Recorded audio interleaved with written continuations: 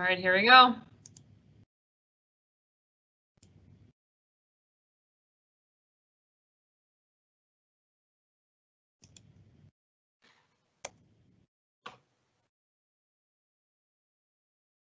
Good morning, everyone. Thank you for joining us. We have a couple minutes before the event starts, but while we have you here, we'll just go through some housekeeping rules. On the right, you'll see a live event Q&A panel. This is where you can submit your questions throughout the event. So we'll try to answer them as they come in, but if we don't get to it right away, just know that we have time dedicated at the end to review your questions. I also posted a poll in this Q&A. We're hoping that everyone can take 10 seconds to just quickly submit their answer. This is helpful to understand where your top cybersecurity concerns are and where your peers' top cybersecurity concerns are as well. So with that said, I've got Ryan Poutre here from WatchGuard Technologies. He is a sales engineer, and he is going to be walking us through the 2020 cyber threat landscape and how to approach securing our remote workforce. So Ryan, I'm going to hand it off to you. Thanks, Vanessa. Just make sure you guys can still see my screen, the slide correctly, right? We're good? Okay. Looks good, thanks. All right, thank you. Welcome everybody, thanks for joining us. As all of you know, WatchGuard works really closely with SUCCESS, bringing a lot of different security offerings to their customers and to you folks. And today we wanted to change our technical boot camp kind of training to more of a informational kind of webinar to make you start thinking about a lot of different things that are going on in the world of cybersecurity today. So like Vanessa said, my name is Ryan Poutre. I'm a sales engineer. I know I've met probably quite a few of you. I've been with WatchGuard for a little over 5 years. And so the agenda, we're going to talk about 5 security threats and security trends that we are seeing in the industry. This is across all of our different customer bases. We're going to talk about 6 work from home security tips that you can use for your organization while we're still kind of stuck, hopefully toward the end, but still stuck in this whole COVID pandemic and trying to work from home. And then finally, we'll just kind of ended up with how WatchGuard and SUCCESS can bring a package of security services to you as your business to offer security against all of these different cybersecurity threats that are, affordable and easy to manage. So, at the end of the day, we want to win, and winning is being able to defeat the bad guys in what they're trying to do to gain your information. So to kind of kick off, we're going to have 5 security trends that are affecting all of us. So these are not specific to remote workers or a vertical. These are trends that we are seeing across all different types of verticals and different industries, different customer sizes. It really isn't being targeted toward an individual type of organization. So the first trend is going to be ransomware. And we've heard about ransomware for years. Like the day I started at WatchGuard, over 5 years ago, I think we were talking about ransomware, but they were a very different kind of ransomware at that time. Back in kind of the quick history, and you can, read through some of this and we can share these slides with you if you're interested. But, ransomware is a type of software. It's a virus that encrypts the files on your computer, and then you're demanded some type of ransom to get them back. Back when it started, it was sent out in a mass link, and they hoped that a few people clicked on the link, encrypted their computer, and they'd want $300 or $150 over, hundreds of people to make this a business. And it worked, and it was really scary at the time, but it's gotten worse now with the most targeted and tactical types of attacks with ransomware that we have ever seen. Typically, they're using some type of phishing email, or they're getting into someone's security email so that they can start learning about the company and actually target an organization. And one of the big targets at the end of 2019 and in 2020 were really around healthcare and government. And these were major ransomware attacks, shutting down cities and large healthcare organizations that were not able to function until they paid their ransoms, or they had an appropriate system set up to detect, prevent, or recover from a breach like this. And in a lot of cases, unfortunately, they did pay the ransom. They are they're not as often spamming these ransomware attacks. They are very, very much targeted on an individual vertical. So this is definitely something we're going to want to keep an eye out in 2020 on. It is something that, SUCCESS and WatchGuard together, we bring an offering that can prevent and detect and respond to these types of threats. So really one to keep an eye on. And WatchGuard's our CFO, Corey Nachreimer, does yearly predictions, and one of his predictions for 2020 is that ransomware will start to target the cloud.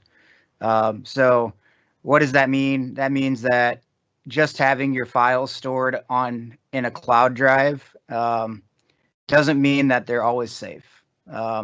So this is definitely one that I'm going to recommend you talk to the team at SUCCESS. If you're doing cloud storage, make sure that you have appropriate backups and things like that of that data, or that they have ways to protect that data from being encrypted. Kind of just some general ransomware defenses. WatchGuard offers specific products for these, but they are not solely unique to WatchGuard. So what you're going to be looking for is something around an advanced network malware protection tool.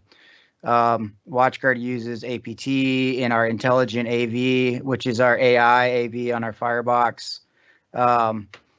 Good firewall policies, clean, up-to-date firewall configurations that are actually audited and checked from time to time. Multi-factor authentication. WatchGuard's product is called Endpoint, but a multi-factor authentication product can help protect your accounts from those bad guys getting in there and looking at how you speak and being able to deliver, attacks that look like they're coming from your organization. A big one for me, and I think this is kind of where cybersecurity is going.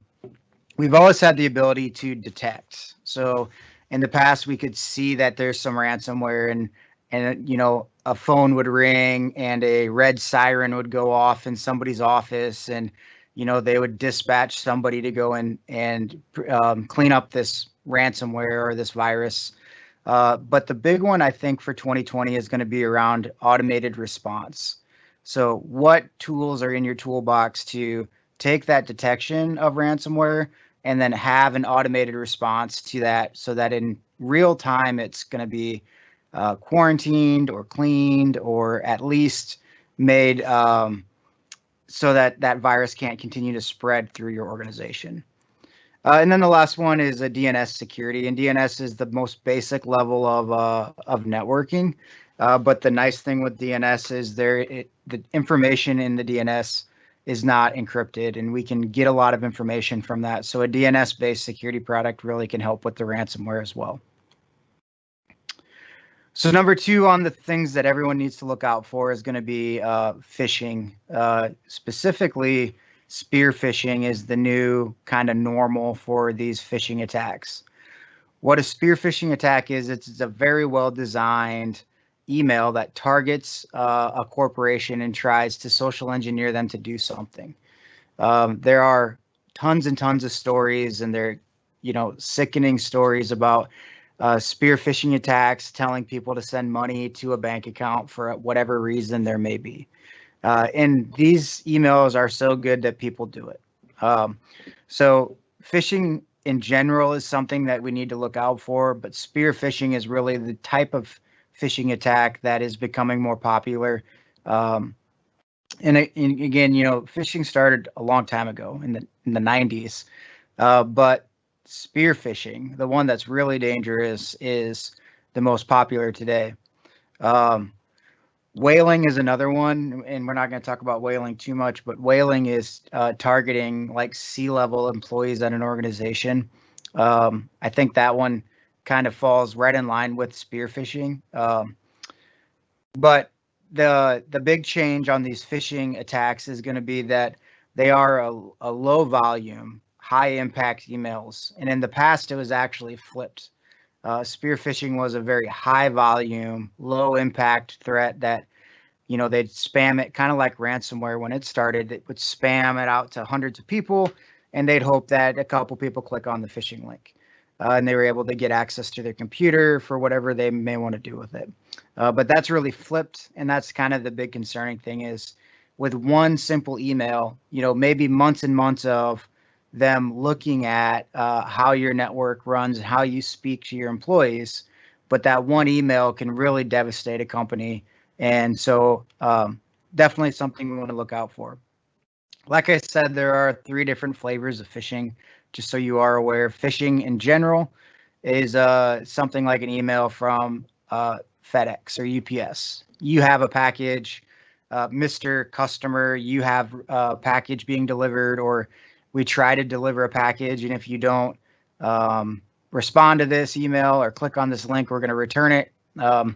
They use fear to kind of get you to click on a link and maybe implant some type of virus or botnet software on your computer or keylogger.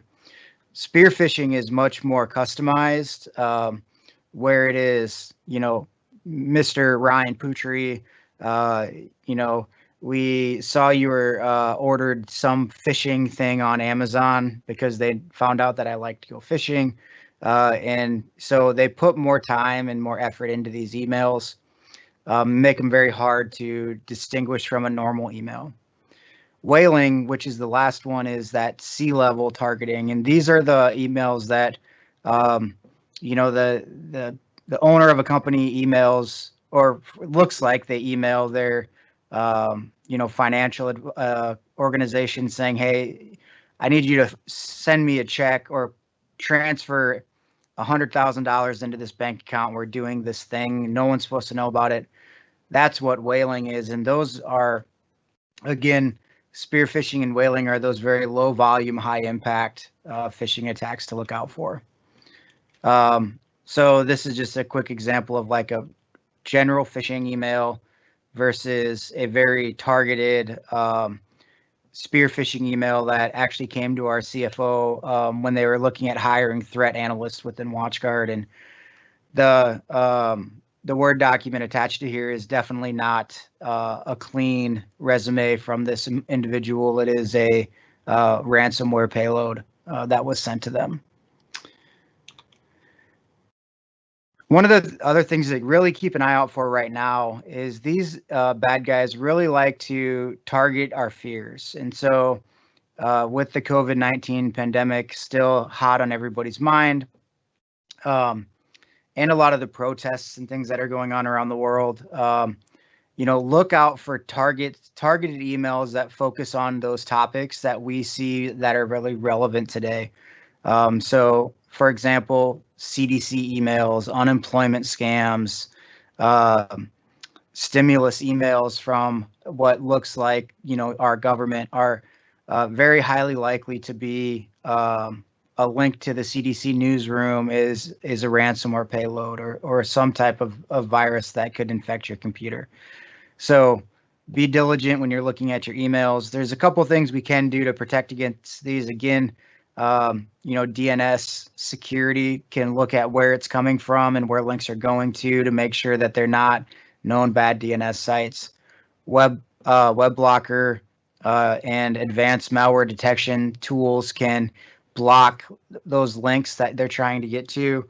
And then kind of as your fallback, in a multi-factor authentication solution would allow you to If your password is compromised through a phishing attack, that multi-factor would protect you from them getting access to your machines. The next one is a really technical one. We're not going to spend much time on this one because we could talk for the next like 2.5 hours just about this alone. And Brandon would get involved and it would just be a mess. So, but be aware, fileless malware is it's a very sophisticated type of malware that can actually install itself on your computer without ever installing any type of files. So most AV companies rely on some type of activity on your machine. It could be a file execution. It could be the behavior of a file. Fileless malware evades all of those AV techniques. They use things like PowerShell to execute files, and they're often sent through a phishing email with a attached to the backside of like a Word document or an Excel file. And these are very hard to detect. The team at SUCCESS have the right tools to prevent these types of threats for your organization. And they can definitely dive into a lot more details of what those are. But fileless malware is definitely growing over the last years. This is, like I said, one of the hardest attacks to detect and prevent against. But we do, don't be afraid. We do have the right tools in place to protect against these. It's definitely a term that you should bring up when you're talking about your guys' security kind of stance as an organization with the team there at SUCCESS. Defense against these, good firewall tools like intrusion prevention services, advanced malware detection tools.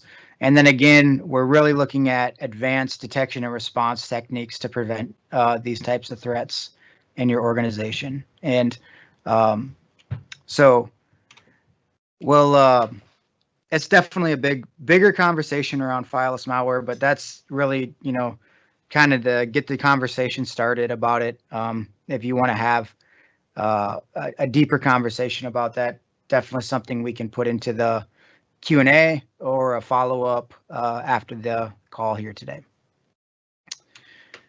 The next one, account takeover. This is a threat that is when a bad guy successfully logs into an organization with an employee's login. So maybe the bad guy sent out a phishing email and got a username and password from one of your employees. We did a test kind of on this with a friend's company that I have that I know of, and we simply sent out a phishing email that had a Microsoft. It said, "Hey, we got a file that we need you to review. Please log into your Office 365 account." And it had a fake Office 365 login, and the username and passwords were stored in a database for us. So we had like half of the company's username and passwords. So that's one way they could get the information. Once they do, they can log in with those valid credentials, and they can do all kinds of bad things. Another way that they could get credentials from your employees is a lot of people, and not everybody on the phone does this, I hope, but a lot of people will reuse the same password or a variation of their password for everything that they log into. So not only are they logging into your corporate network, they're logging into Facebook and their bank account and Yahoo and Google and their kids' Xbox and Nintendo accounts. They're all the same passwords. So if there's a breach at Facebook or Nintendo or their bank, now they have the ability to go and figure out, okay, I got this guy, Ryan Poutre's password. Let's take a look at his LinkedIn account. Where does he work? Okay, this is where he works at. So let's try to, breach that network by using these credentials that he got stolen from Facebook. The bad guys are really good at putting little tiny pieces of information together, and social media makes that possible for them. So definitely something to be aware of is this account takeover, and it's really wrapped a lot around the protection of those credentials from your employees, both their usernames and passwords that they use to access the network. Some account takeover defenses. Again, DNS gives us that base level network visibility of where things are going and coming from. AuthPoint is a kind of, again, that last option. If you do steal my password, you still gotta steal my phone or my token to be able to get access to the network. And then the advanced malware detection tools at a lot of times can look at this. Another one that actually isn't on the list that I was just thinking about would be like geolocation blocking, because if a bad guy from another country got my content, my information, was trying to log into my VPN, we can set it up so that that gets denied automatically. So there's lots of tools to protect against this as well, but it's definitely something to take a look at. One of the other security predictions that Corey put up for 2020 is the cybersecurity skill gap. And what that means is, as the bad guys evolve very, very quickly, we as a country are struggling to evolve people to have the highest level of skills needed to prevent and detect these bad guys. So we're, in a nutshell, we're having problems finding smart enough people to protect these networks and protect your organization. And there's reports from lots of different people, companies that, verify that there's hundreds and hundreds of thousands of shortages of IT. And when we're looking at IT, this isn't entry-level help desk type of individual. These are threat analysts. I've talked to partners across the country. They would love to build a threat analyst team. It's really hard to find people that can do that work. So for an organization, especially in the market that typically, we as WatchGuard are working in, be very difficult to find an individual that has the skill sets to keep up this kind of security on their own. But more and more organizations are starting to realize that their top concern to keep their business running and to be profitable is their technology and their security. So how do we fill this security gap? The answer is pretty simple. You really need to leverage the security expertise with a MSP or MSSP partner like SUCCESS. These SUCCESS specifically has a team of threat analysts on staff. They have vetted and tested for years different security technologies to protect against all of these known threats, and it takes that workload off of you. They don't have to do everything, but it's really, I think, critical, especially today and moving forward, that you get multiple sets of eyes on your network, on your security platform, on your plans and your business continuity planning, to involve both your business and your security, and to start thinking about things like what happens when we have to send all of our employees home. Because I think that hit everybody by surprise, right? We never thought we'd have to send everybody home. And I've worked, once the COVID pandemic started, for the next month, all I did was work with people across the country trying to figure out, okay, we were set up to support 5 remote users. Now we have 150 remote users. What in the world are we going to do? So those are the kinds of things that we need to start thinking about. And partnering with somebody like SUCCESS can really help offload and augment that expertise that you need to start thinking about these things. Okay, so those were the big security things to think about for the year. Let's talk really a little bit here about, we've got a lot of users working from home. What are some tips that we can give them to make sure that their remote work doesn't cause a cybersecurity event in your organization? So the first one is strong authentication is required. Now, this involves a couple different things. It involves password complexity, password policies, and some type of multi-factor authentication. So if for some reason that password is compromised, you at least can be protected, but you also can be alerted, because very rarely can someone come up to their IT manager and say, or their boss or the owner of the company and say, hey, my password got stolen. um, People don't know that their password was stolen. So with a multi-factor authentication, um, if they start getting pop-ups on their phone or on their tokens that they use saying that someone's trying to log in as them, it's obvious now that their password was compromised. So it's a protection and a detection mechanism that you can put in place for those remote employees. And by the way, it's still going to be critically important when you come back to the office to still use that multi-factor tool. So this is not a temporary solution. This is a new normal that we need to get deployed out into your employee base to make sure that their access is secured. The second one is the dreaded VPN. So, you know, very few people actually know what a VPN is when it comes to our employees, but we need to put tools in place that are automated and easy for them to use. So when they are off the network, they use an encrypted connection back to the office. So VPNs, there's a couple things we need to think about. One, can we support those remote users at the corporate office? That could be licensing, that can be an internet connection, that can be your firewall, and how are we going to handle that traffic when it comes back through? But we also need to figure out, what kind of devices are they using? Because if my employees are going home and getting on their kids' Chromebook to access my corporate office, I am not giving them a VPN because that's just going to give them a doorway to transfer all of these viruses into my network.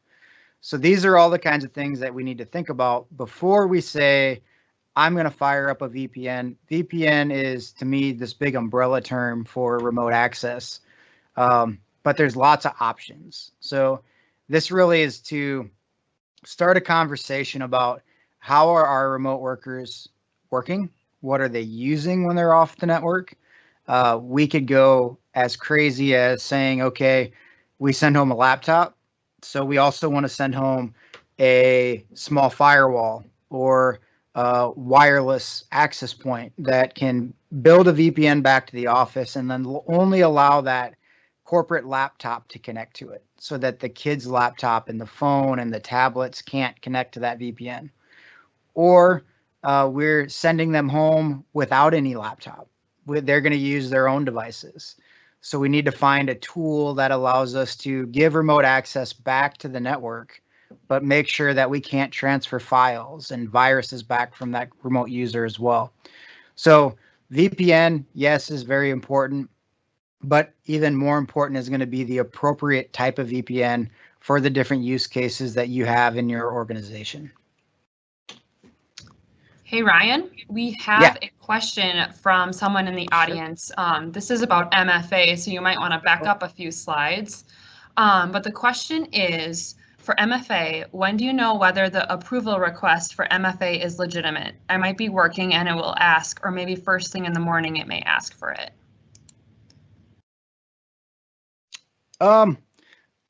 So there's a couple things built in, and I can speak specifically to the WatchGuard product, and there's all kinds of different products on the market that do it a little bit differently. So when WatchGuard, when you get a pop-up on your phone, it's going to tell you what you're trying to connect to and where you're connecting from. So you can take that information and kind of figure out, all right, that is a appropriate login. And in most cases, the only things that are going to pop up without you typing in your username and password manually are going to be auto-connecting VPNs. So you can do a couple things. You can turn off that auto reconnect so that it doesn't pop up automatically. and you actually have to manually enter that information, or be a little bit more diligent in looking into where is that request coming from, what are you trying to get into, and does that make sense for that user or for you individually when you're trying to log in.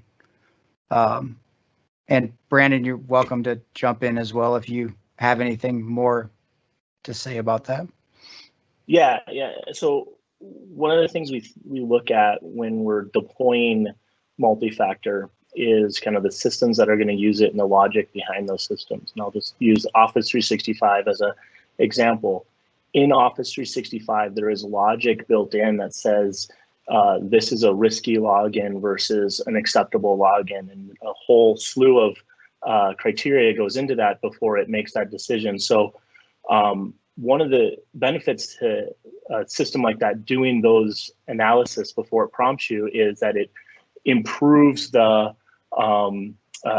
user experience so that you're not getting prompted all the time. So I think the question was really around, sometimes I get prompted in the, right away in the morning and then not again at all throughout the day. Now, those are things you can set up, but the thing that gives you some comfort there in a system like 365, there's logic built in so that it doesn't matter the timing that you've put in to, maybe you said, oh, just prompt every 24 hours. But if there's some sort of risky login to that, they're going to prompt you anyway. So there's some, just back to that AI and that logic that goes into that really helps if it's set up properly. Cool. Any other questions on that? I guess I have not even been looking at the question thing. So Vanessa, thank you. We good? Okay. So we were on this topic. So the new tools, the new toys, we're on Teams today. I've been on 3 other webinar platforms this morning. New tools like GoToMeeting, conferencing software, you got to be careful. What has happened, and a lot of this is because of the COVID pandemic, is a lot of these platforms that were used for non-corporate use all of a sudden got kind of wrapped into this big corporate opportunity to sell these or to use these big platforms and fill a need, because we all have to work remotely now, right? If this was a year ago, we would be in SUCCESS's office in their conference room, talking face to face. And these tools are necessities to what we're doing today, but what we're going to be doing in the future as well. So the thing with this number 3 is to make sure you're using a conferencing tool or a collaboration tool that is designed for corporate use and has some security built into it. Things like Teams and GoToMeeting were really kind of the big ones before COVID-19. But things now like Zoom and Facebook and all of these other ones have these conferencing softwares as well. These are a big target for the bad guys because you have an account to all of these when you log in. And like we were talking about earlier, there's a pretty high probability that you're using the same username and password to log into Zoom as you do to your corporate office.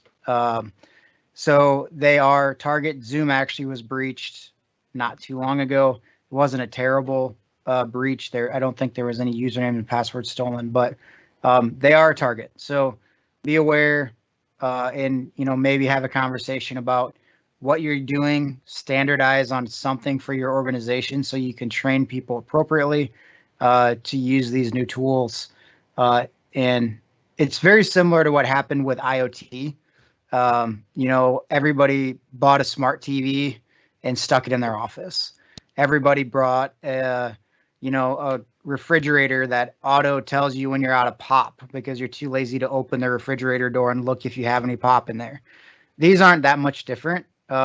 We are able to build appropriate security measures in for IoT, and we're able to build appropriate security measures in for these as well. But it's really about that, talking about it, standardizing on it so that you can build those security tools in place for these softwares that you're using. Number 4, this has been in every presentation I've ever done.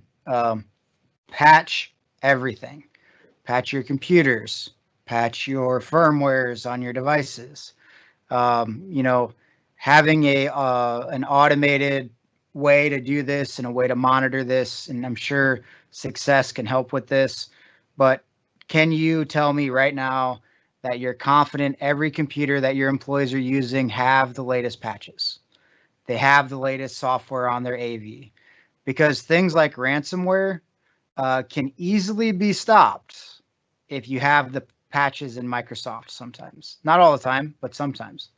There's so many stories of these really bad days people have had that were simply leveraging a vulnerability in a software or their operating system that's had a patch available for months if they would have just applied it.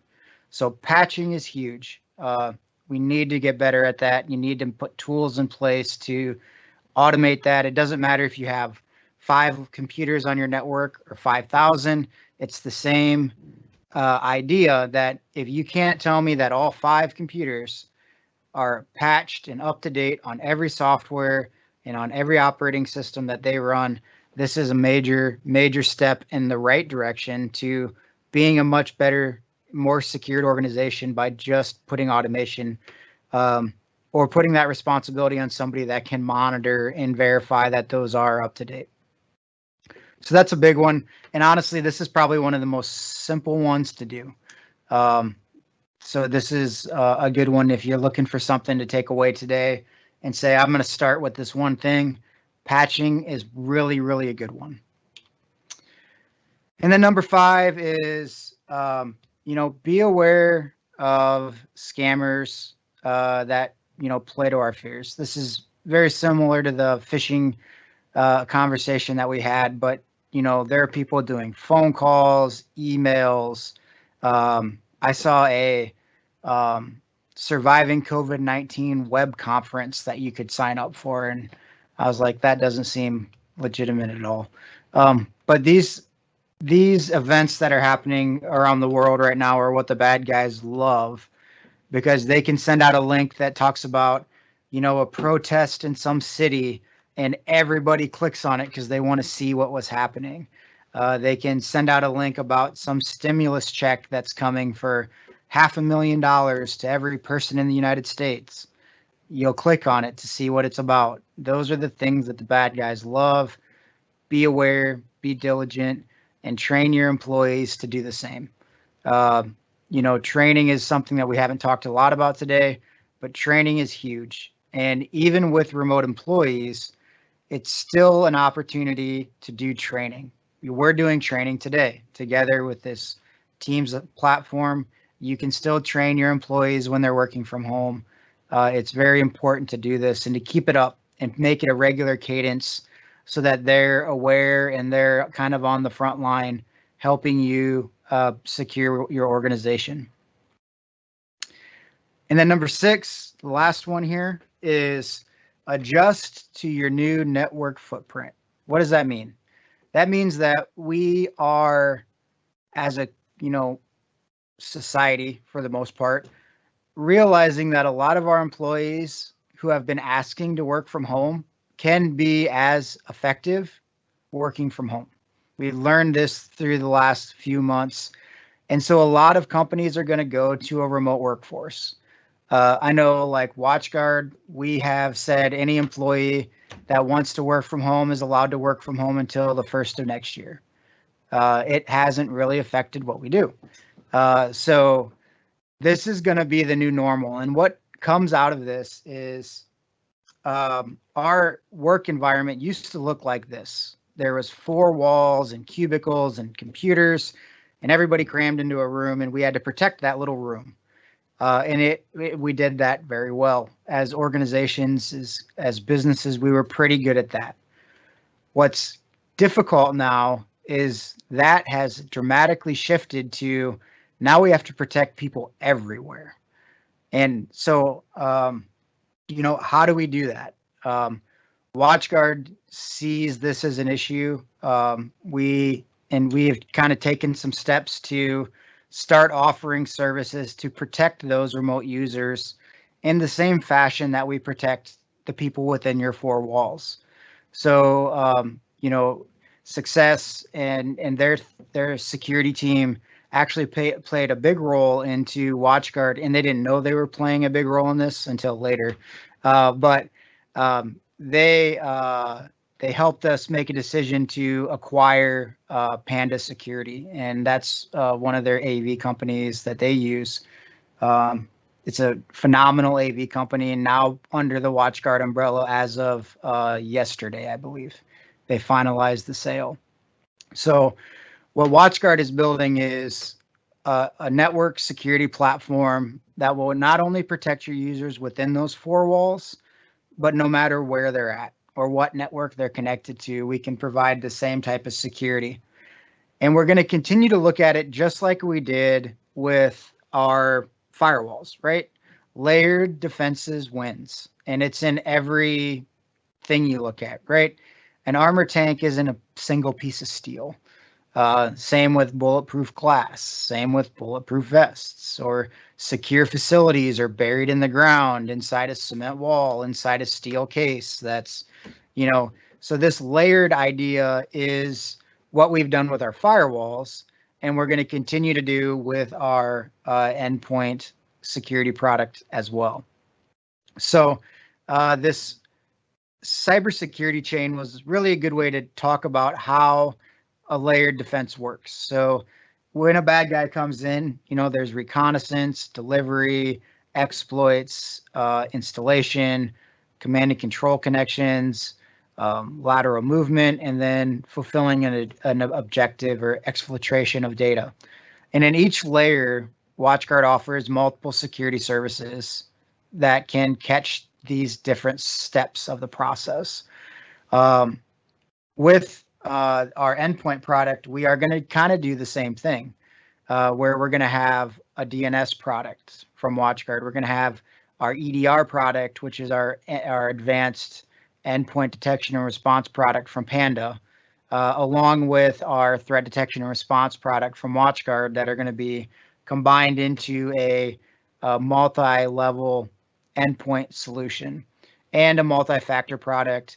We feel like this really talks about all of the different defenses we went through today in this presentation into a centralized product that can protect your users from all these different threats when they're out remotely working at a coffee shop or at their house, or when they're in the office working as well. So the acquisition of Panda is done. There will be a period here where we will still operate separately, kind of as two companies. But the plan in the future is to wrap all of this into WatchGuard Cloud and a security offering that SUCCESS can bring to their customers as a full WatchGuard product. So these are kind of what WatchGuard's doing. We're spending a lot of time talking about how do we protect someone from all of these new threats, and how do we deliver this to our partners who can provide that as a service to their customers. And really one of the big takeaways is you as an organization should be talking about this as well. It's a great time to go out and assess your current situation with people working remotely and see how vulnerable you really are, so that you can start putting measures in place to make sure that as we move forward, those security vulnerabilities are assessed and mitigated as best as we possibly can. So the last thing I got, stay connected with WatchGuard. SUCCESS does a great job. They do their security emailer. I think it's every month ish. But you can also stay connected with WatchGuard, and we provide some content for their stuff as well sometimes, which we love to do. But Corey Nachreimer, our security CTO, does a daily security bite. You can sign up for this on the WatchGuard website. And then there's actually, if you're a podcaster, the 443 podcast is really great. It's very up-to-date security information, but it's really funny because, I mean, it's a bunch of nerds on a podcast, so it's got to be funny. So you could check that out.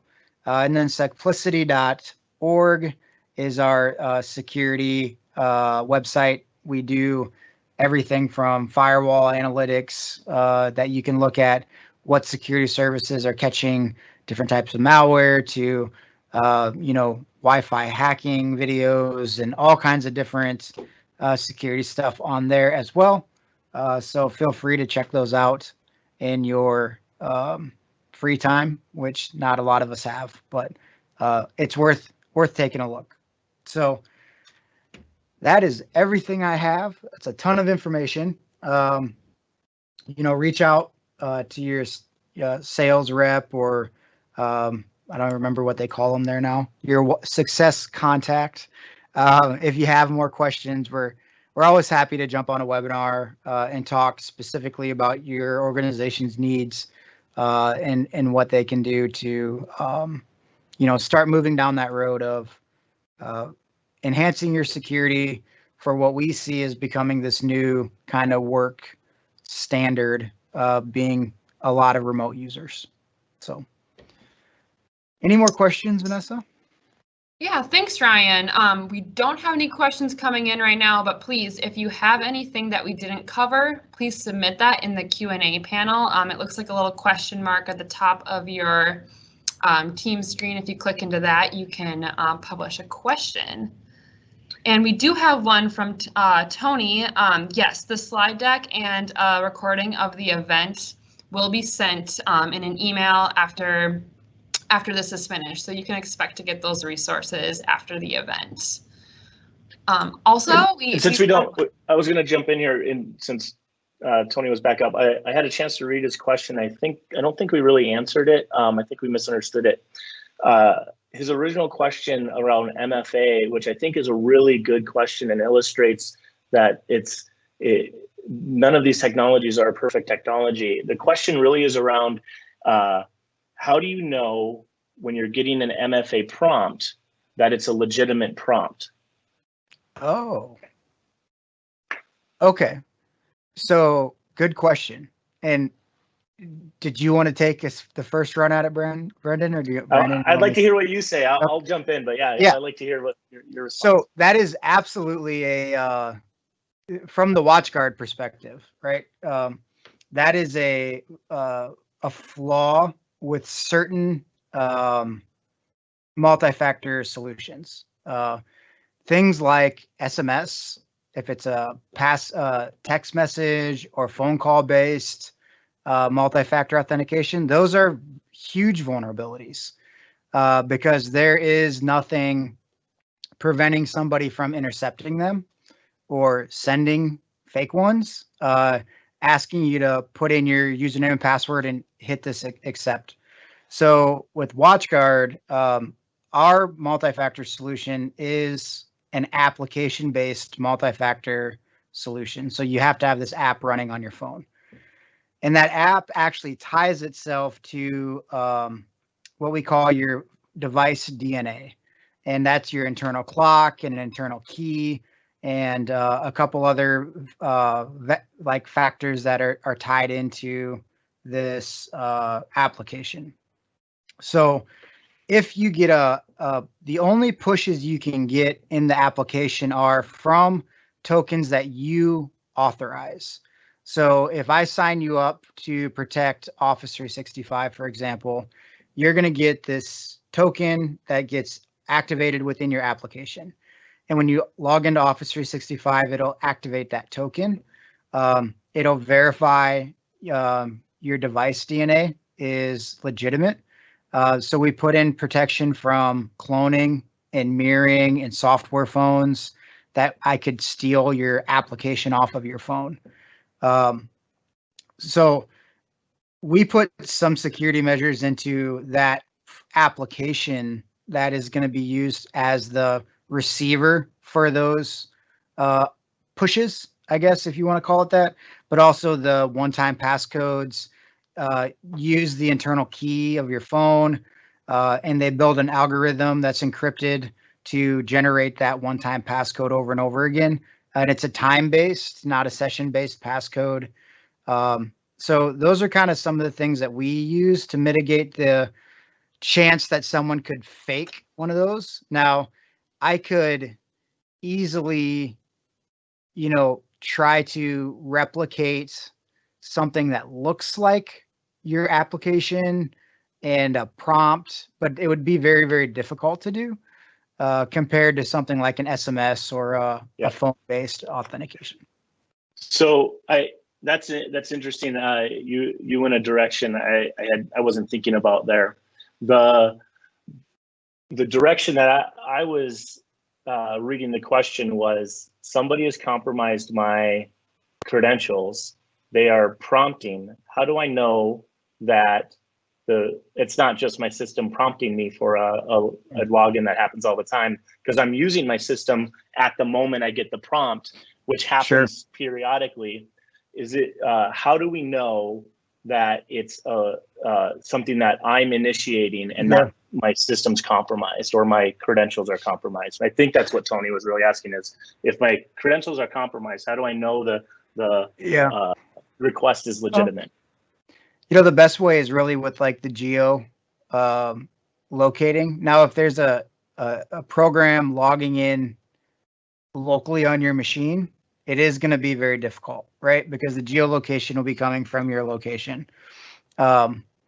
So like you said, not all technology is perfect. If they were able to plant some type of program on my laptop here on my desk that's logging into applications with my stolen credentials, there would be no way to tell the difference between that push or that multi-factor challenge and me logging in to something myself. So right. That's kind of where that layered tactic comes in. Used a lot with attackers or even pen testers. What they'll do is they'll just try to send it. If they have the credentials, they'll just try to log in and just hope that someone approves it, right? Yeah. And so that goes back. I think the crux of this protection against this piece is education. Really knowing what you're approving. Did I just log into something? And I know it gets a little confusing in this. Again, it's not perfect technology, but it's really around the education of, this is how I'm using my system. This is when I can be expected to get a prompt. And that I'm a big fan of prompting more. I know a lot of other people are a fan of reducing the prompts so that the user experience is better. But I think if I prompt on more occasions, because it's by purpose, so I'm logging in, I get prompted, then you're linking the login to the prompt and not this ambiguity around the prompt. And so, Tony, it's not a perfect answer, I know, but this is definitely a big problem with the multi-factor piece. Again, it's not perfect technology, and I thought it was just a really great question to highlight, because this really lends itself to that layered security. You can't just put multi-factor in and think, well, they can't get in because I have multi-factor. Well, someone logged in with hacked credentials or compromised credentials and prompted someone, and they just allowed it anyways because they were prompted, and the bad guys are in. So it's a great question. There's not a really great answer besides education and understanding the prompts. So yeah, and I think, just to kind of add on to what you're saying, to educate your employees that if you're working in office, typing a Word document, and all of a sudden you get a prompt because your VPN is trying to log in, if you're not using your VPN, like, they need to actually read like this prompt, and I actually threw it back up on the screen with WatchGuards, and a lot of products do this. It'll actually say it's originating from your Chromebook, Windows application, logging into the IDP portal, right? If you're not using that application right now, you should definitely not hit approve, right? And that's the training piece that you have to put is, one, you need to teach people how to read, teach people what technologies they're using, and then have them actually be, diligent about approving those different approve versus deny. But I agree, this is definitely an easy way to, you know, slip somebody up that's not really tech savvy. So layered defenses are always a good good way to go. Any other questions pop up while we were chatting about that? So one, just clarification, it seems like if you're currently not logging into something and you get a prompt, you should hit dismiss to be safe. Correct. Yes. Yep, that's exactly it. Sounds good. Yeah. If it's midnight and you're in bed, your stuff shouldn't be logging in. So just hit deny. Right. Good point. All right, well, I want to quickly share the results of our cybersecurity concerns poll. Only 9 of you took it, and I know there's more of you out there, but we can at least discuss what some of these results are. Let's see. Give me a second.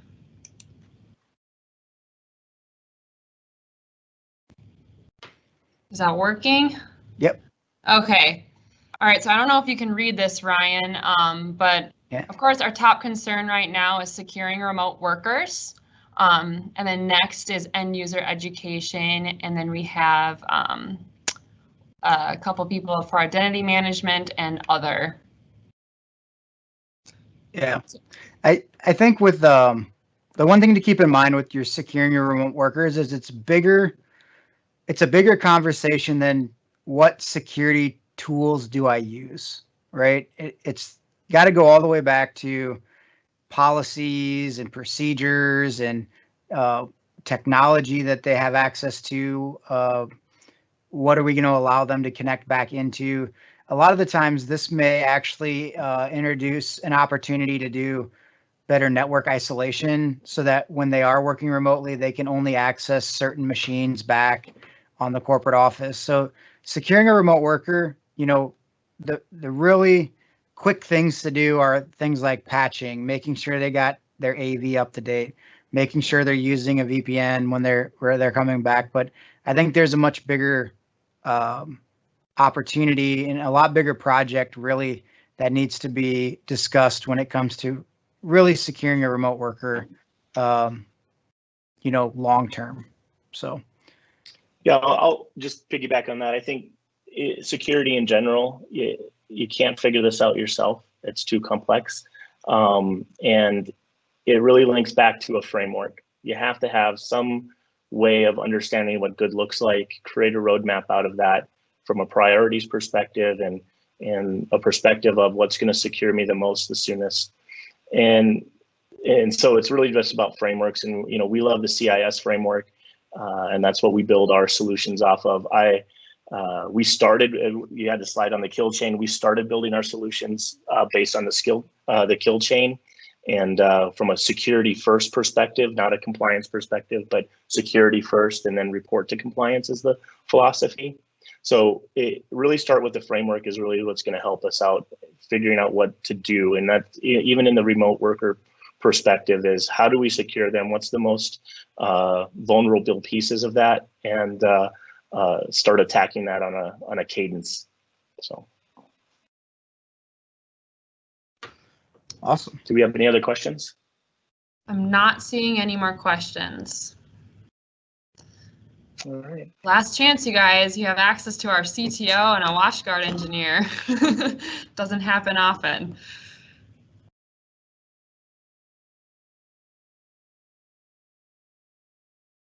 All right. Cool. Well, thank you everybody for your time. I appreciate you inviting me. Yeah, thanks. This was really good. Appreciate it. Right. And everyone that's still on, just a reminder, you'll be getting the link to this recording, the slide deck, and some additional resources to help you navigate your remote workforce. All right. Thanks, everyone, and have a great day. Thank you, guys. Thanks. Appreciate it.